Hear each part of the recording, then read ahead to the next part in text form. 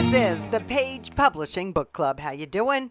I'm Alice Stockton Rossini. Gail Perego taught English and writing for 20 years to middle schoolers in Florida. She even wrote a children's book and got the thanks but no thanks letter. But then she was inspired again to write Sunny's Big Sneeze, and this time she got published. I have two 15-year-old granddaughters, and they are spaced only months apart. And the weirdest thing happened. One was in Nevada. She was in first grade. And she said, Grandma, my teacher said I was disruptive when I sneeze. And I said, well, do you want me to go and show your teachers how I sneeze? Because I'm pretty loud. She said, no, it's okay. Well, not long after that, my other granddaughter, same thing. So it just kind of festered. I remembered it. And out of nowhere, this little bird appeared and said, tell their story. It's a good story. And so I started writing it, and I shared it with my son, the father of one of the girls. He said, Mom, this is really good. I couldn't believe you could write. So I did a little more work on it and looked for a publisher. I knew that I don't have the time or energy to try to find an agent. So I didn't want to self-publish. The Page seemed like they were a little bit of both. They are full service publishers. And I said, well, I'll take a chance. I know what the letters look like. So I got a call and was told that they wanted to talk to me about my book. And I was blown away. Could not believe that was happening. I was at a family dinner and shared the news, and everybody was just excited. I'm in the back of my mind, I'm like, well, maybe they just want to talk to me. But they really did like my book. And so went through the process and got it published. And so my granddaughter's story is out there. Yeah, and they're thrush. That's what kind of birds they are? Oh, yeah, the thrush. I did some research on the right bird, and they have a beautiful song. And that's why I picked the thrush. And I picked a variegated thrush because they have more color. But my granddaughters love to sing. So I picked a bird with a different kind of song. And I like it. I like the way that it came out. So, how do we resolve this? Oh, well, you got to have help. And that was Granny Bird. Oh, so Granny Bird comes to the rescue. She did. And then everything was good. I mean, Sunny loved her teacher and she couldn't figure out how to fix the sneeze. She didn't know how to, Daddy hardly sneezed. Mom had a normal, what am I going to do? And so she tried to not sneeze, but that only made it worse. And all the little classmate birds would laugh and it was not a good thing. But then Granny Bird heard some commotion and flew to the limb, and not on purpose because Miss Robin did have some strong cologne. So right in the middle of the sentence, Granny Bird sneezes, and Miss Robin realizes, okay, this is not on purpose. We can fix this. So she asked Sunny to just raise your wing. Raise your wing when you're going to sneeze. Everything will be all right. And so she did. And But it was her cologne that was making her sneeze? it was the cologne that made Granny sneeze. It's not clear why Sunny was sneezing. Could have been the cologne, just didn't feel like it was important. It was just a sneeze. Sometimes we sneeze for no reason. Sometimes a sneeze is just a sneeze. It's just a sneeze. Yeah. Are you reading this to little kids somewhere in Tallahassee? Yes. Well, I gave the book to some friends, teacher friends, and one of them I had high regard for. And he said, Gail, my girls have read that story over and over, and sometimes they change the voices to be weird. He said, my oldest little girl said, oh man, that reminds me of some of my classmates, and that teacher reminds me of so and so. It's just a happy little story. We just need some giggles and smiles out there. I will second that, Gail. Thank you so much. Speaking of middle schoolers, I caught up with Danielle Allman to find out about her book, The Story of Gingerbread. A singer-songwriter as a teenager, a children's book for second and third graders was a natural. This has been a labor of love, a work in process for 20 years. I was a single mom and trying to make ends meet and doing all kinds of crafts, things that, to try to make some money. And it turns out that gingerbread was something that I had success with, making gingerbread cookies and selling them at an office winter fair. And so I just enjoyed that so much that it seemed natural to put the book together, to write a children's story, because I love children's books. I have to ask you one question. Is it cakey or is it like snaps? Oh, it's more of the snap style, but moist. Whereas I found gingerbread to be hard. Mine has moistness to it, so it's nice. It's a nice cookie. Nice, just the way I like it. So, what's your gingerbread story? So the story begins with her baking these cookies for the office, and then she, later on has found success, and she decides to bake a gingerbread cookie, and is reminded how the gingerbread man and boy ran out the window, and she doesn't desire that for her gingerbread girl, and the gingerbread girl looks at her with her beautiful ballroom gown and shoe and pearl necklace and says to her, I don't have shoes. I'm not going to run anywhere. So, and that's where the story kind of begins with her and the gingerbread girl. So, we embark on a search for shoes. How do you find shoes for a gingerbread girl?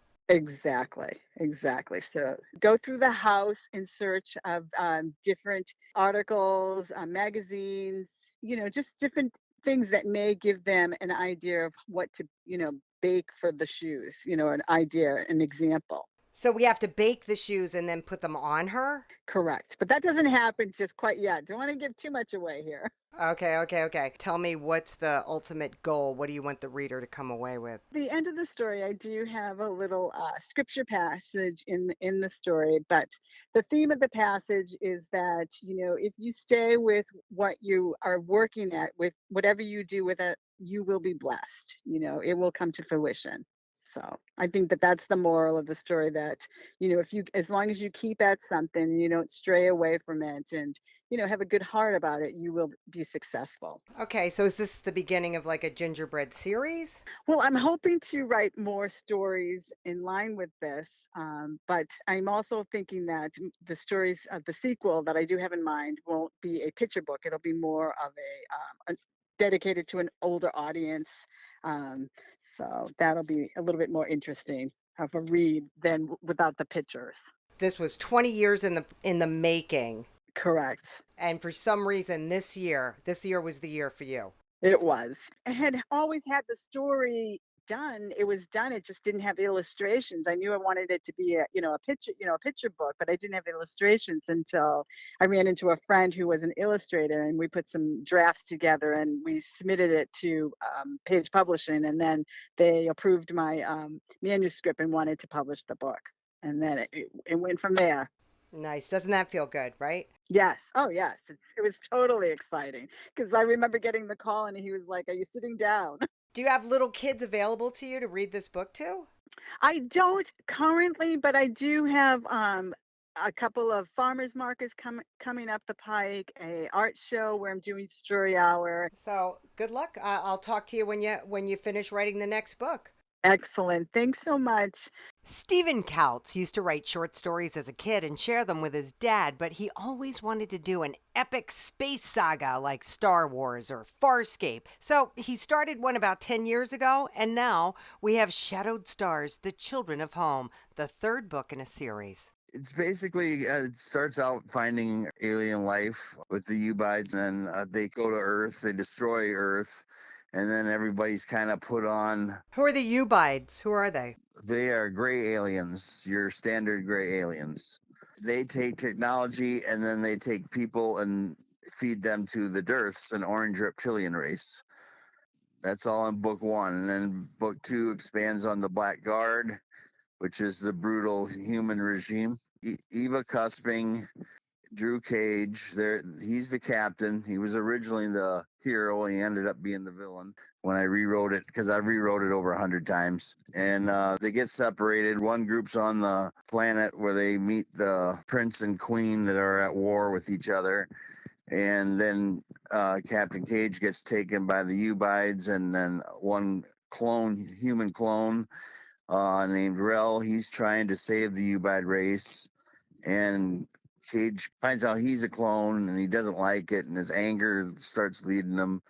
And then he finds out about the Dearth race that the Ubides feed the humans to, or any race they find to. And then he joins the Dearths and turns on the Ubides and destroys the planet Earth. And then everybody's put on a journey, kind of like a Battlestar Galactica thing, where they're all looking for a place to live and try to avoid Dearths. And there's a 2-year time jump, and then they go through a few more things, like fuel shortage, plague, um, all the stuff you would encounter in a long journey. Then they find a wormhole, um, and they figure that's the way to get away, and because it's a stable wormhole. And then they go on the other side of the wormhole. They start developing their world, and then the Black Guard, which represents more in book 2, but they're kind of hinted at in book 1. Cage has allied the Black Guard and the Dearths, and they come through the wormhole and start destroying that planet. And then they end up, they find a way to lure them, everybody to the wormhole. And then they use a nuclear option to explode and collapse the wormhole and keep everybody on the other side. And that's all book 1. Wow. Okay. And there's 2 more books that follow. Yeah. Are you telling anybody about this, or can we follow this adventure on Facebook? Like, is there some place where you're talking about this? I'm on Instagram and Twitter as Steve Couts and as Shadow Stars BK. I'm also on TikTok as Shadow Stars Books. And I have a website, shadowedstarsbooks.com, where I have a lot of short stories on there.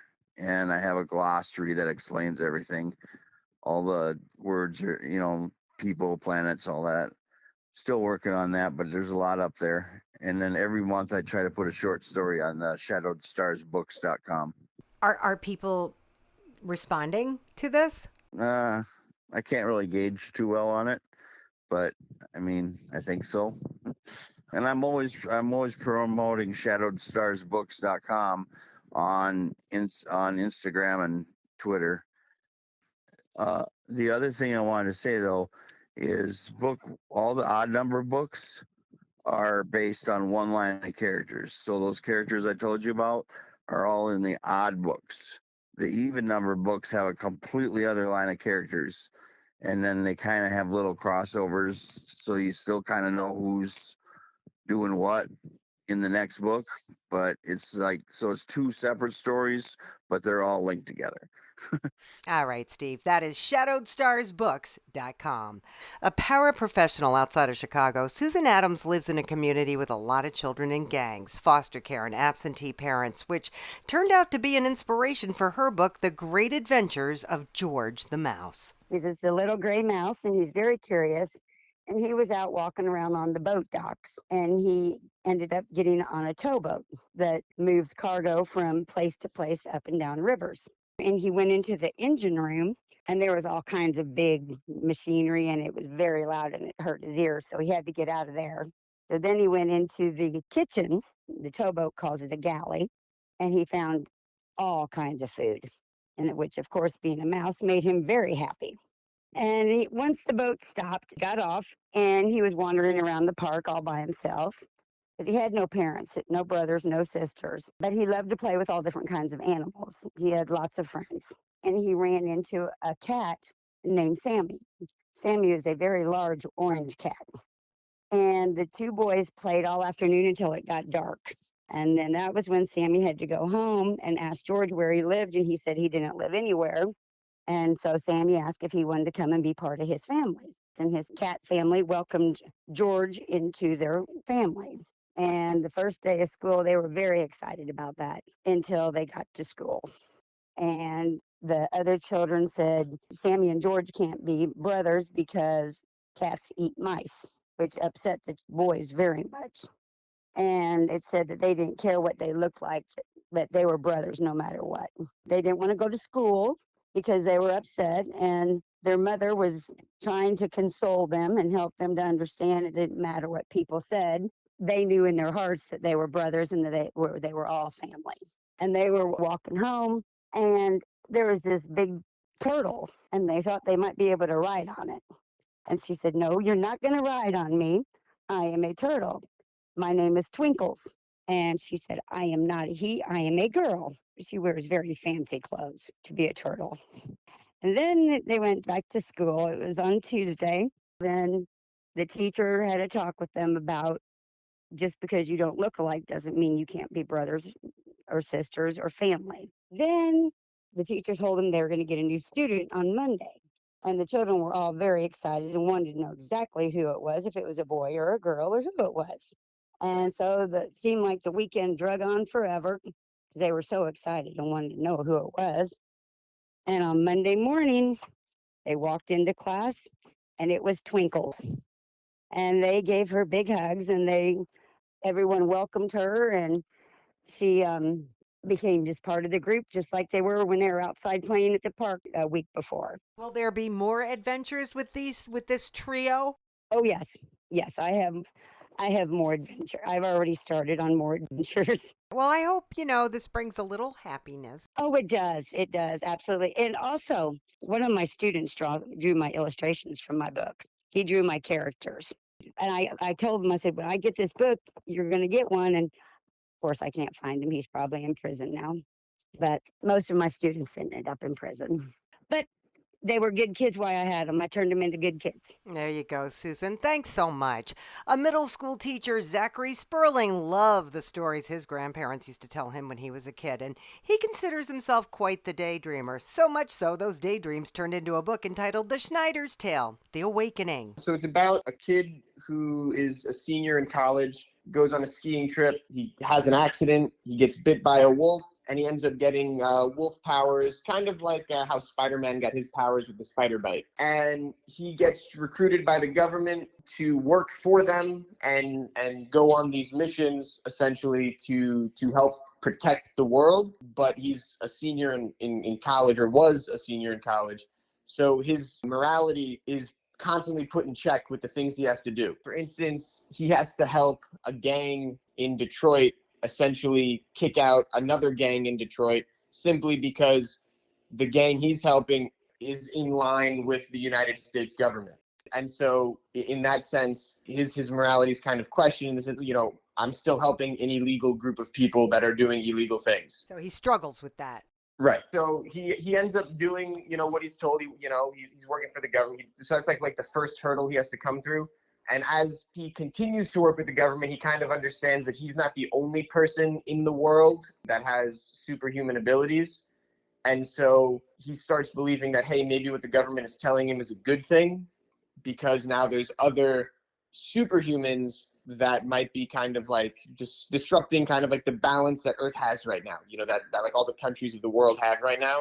He's like okay with what's going on until he goes on his next mission, where it's like, well, wait a second, now things are getting a little more crazy, because he has to go back to his college where there are people selling drugs that turn others into superhumans for a day, essentially like a 24-hour super drug. And it's nice, but if you use it too much, you could overdose, you could die, all these other things, but in a much more horrific way. So now he's got to come to grips with, because now it's at the college he went to, all of his friends are there. Are they tempted by it? What's going on there? So that's kind of the next ploy in the book that he has to get over. Well, when you say Jack must uncover the secrets hidden within this new world of superhumans while trying to figure out what's right and wrong, is this what you're talking about? These are the secrets? Yeah, so every kind of hurdle that he goes through, you could question it if it's evil or not, but there's another superhuman in his way. So like when he's in Detroit, that other gang has superhumans working for them, and they kind of give him a little tidbit of information of the superhuman world. When he goes back to his college to stop that drug trade, there's a superhuman in his way who also gives him some more information about the superhuman world. So now he's kind of playing back and forth.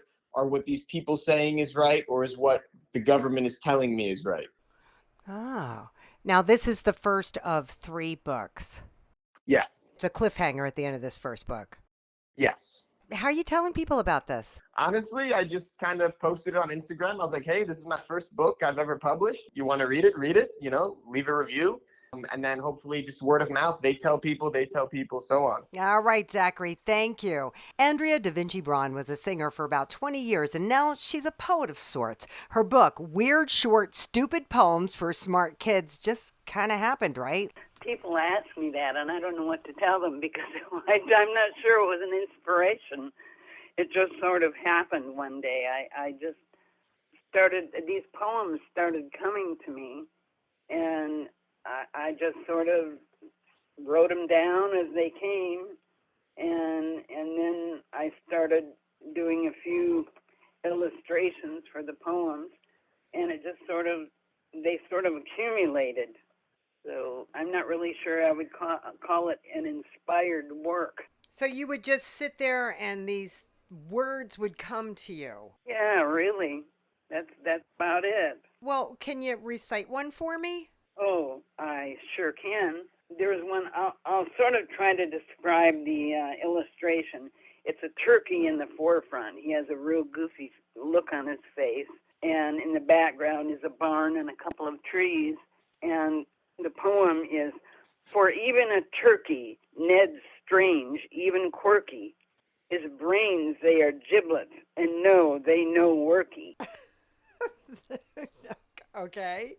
Yeah, they're pretty crazy.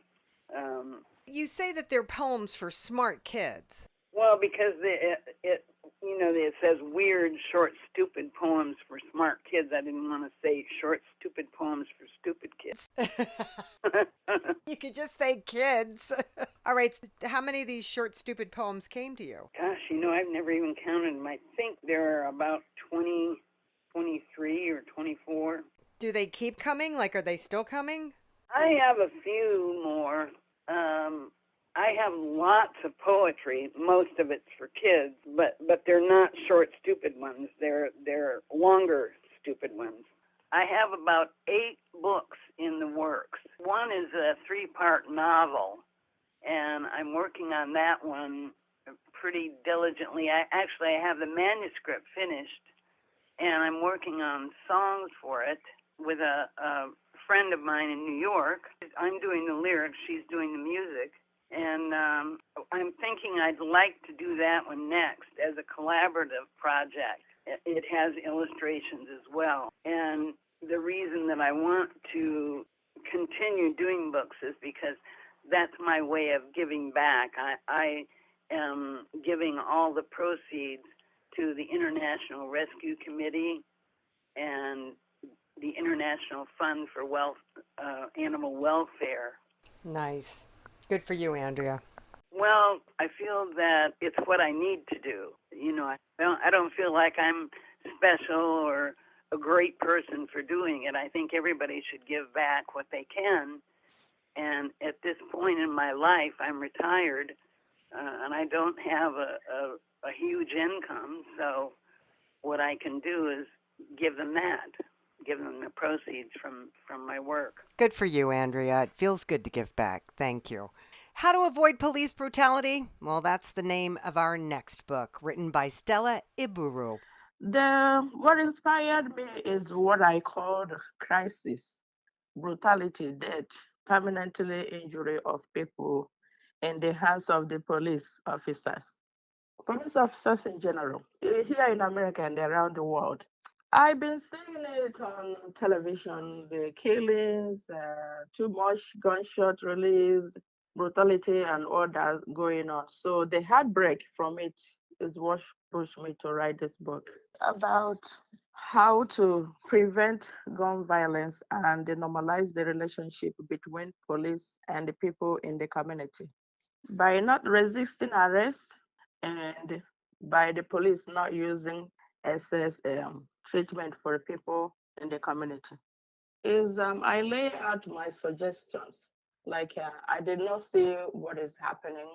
Sometimes people die in the hands of police why they're not supposed to die. It could have been handled differently. So when you open my book, you will see tips or my suggestions how to handle this thing I call crisis between people and police.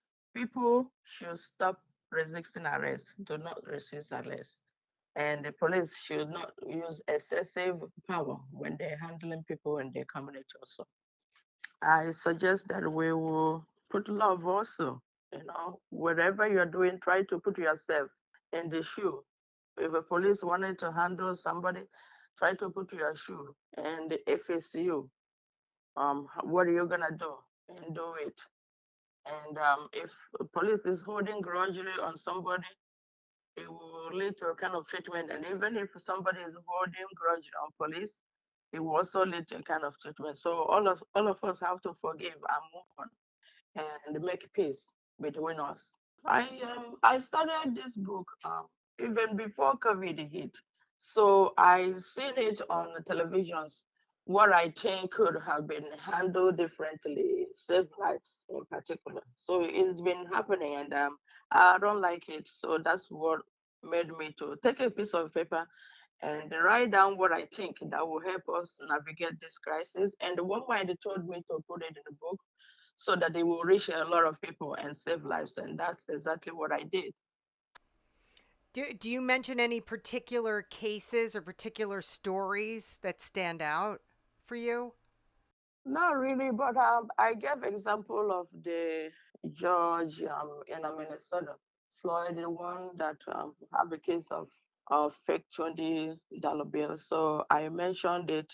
Police should be they should be retrained on how to manage certain situations.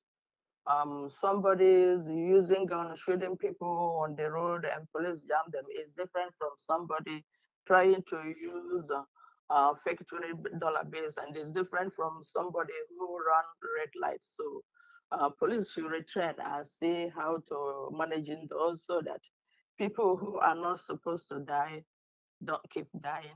Stella, I'm sure a lot of people share those sentiments. Thanks so much. And thanks to all of our authors who joined us on this edition of the Page Publishing Book Club. You can find out everything you could possibly want to know about our authors, their books, how to publish at pagepublishing.com. And you can download the podcast at 710WOR.com. I cannot believe Labor Day is upon us. Make the best of it. I'm Alice Stockton Rossini. I'll catch you next time.